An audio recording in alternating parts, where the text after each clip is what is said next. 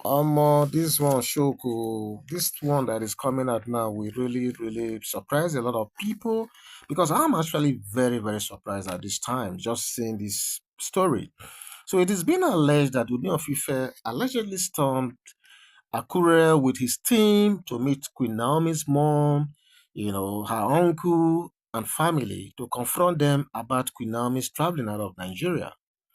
And it is purported that he gave them 24 hours for them to provide Tadenikawo, or he will show his other side. Wow. Where is this coming from at this time? I really don't know. Because Ooni of Ife has been completely, he has been very busy for quite some time now, from what we see, from what is being reported out there. So I'm wondering what time he has to leave everything he's doing, the confines of his palace, and be going to Akure, just to get Tadenikawo. And things are not supposed to be done this way.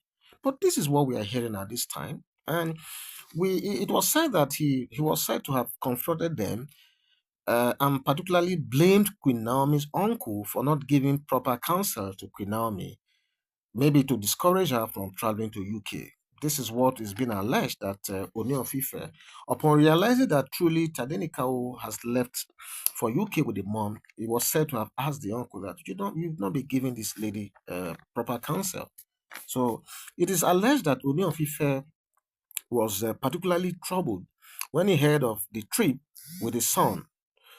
But even more, he was even more angry because the rumor had it that Queen Naomi actually flew in a private jet, ostensibly with a certain captain of Pebi. Okay, I now understand why maybe he had to now go to Akure himself because I'm not too sure of what the feedback may be if he sends his men to that place. So I believe he wanted to know things for himself. That is why he led the team there himself. So based on the rumor that Queen Naomi, traveled a private jet, so I think that was what arose his concerns, and the rumor is even saying that possibly she left with a certain captain of Pebi. Wow. So the rumor further said Ooni of Ife became even more infuriated upon realizing that before his very eyes that truly Queen Naomi and Tadenikawo were actually out of the country. Upon realizing the truth, he was said to have threatened the entire family, saying they must produce his son within 24 hours or he's going to pick Queen Naomi's uncle up. Wow. Well, I trust Queen Naomi's uncle. I'm sure you guys know him, that he's a very blunt person. I know he's going to give it back to him unexpectedly. We were told that Queen Naomi's uncle was said to have fired back Abel's respectfully that with due respect, sir, that cannot happen. Yeah, I trust this man. So it was alleged that this was what Queen Naomi's uncle replied in. So Queen Naomi uncle was said to have gone further to ask if Queen Naomi is the child, that he will be monitoring her movement up and down, telling her go here, don't go here, go this way, don't come this way. So he was said to have asked uh, Ooni of Ife that, I mean, he cannot be monitoring this lady all over the place. She's not one that small girl that you used to know her to be. She's a full grown woman and she's got her life to live. So he said Queen Naomi is an adult, for God's sake, and should be allowed to enjoy her private life unhindered. That is what he said further. He said he went further to ask if Ooni of Ife still thinks that Queen Naomi is that little girl that was given to her many years ago. Queen Naomi has legal custody of Tadenikawo, who by the way is still a minor. I agree that it wouldn't have been out of place to put Ooni of Ife on notice about this trip, but in the face of the recent events, in the recent events in the palace, where Queen Naomi, I mean, has made up herself to disentangle herself from all the palace encumbrances. What do you expect her to do? You expect her to still go, and be telling Oni everything he wants to do? I think for our own safety and security, you don't expect her to be doing all of that anymore. Okay? But why is Ooni of Ife giving 24 hours ultimatum over a child that is in a legal custody? That is the question I'm even asking myself. So, with all these tight schedule and report of incoming Oloris, how is it possible that Ooni of Ife still finds time for issues concerning Queen Naomi and Tadenikawo up to the point of even traveling to Akure at this time? It's funny. So I'm afraid this is becoming an incurable obsession of monumental proportion.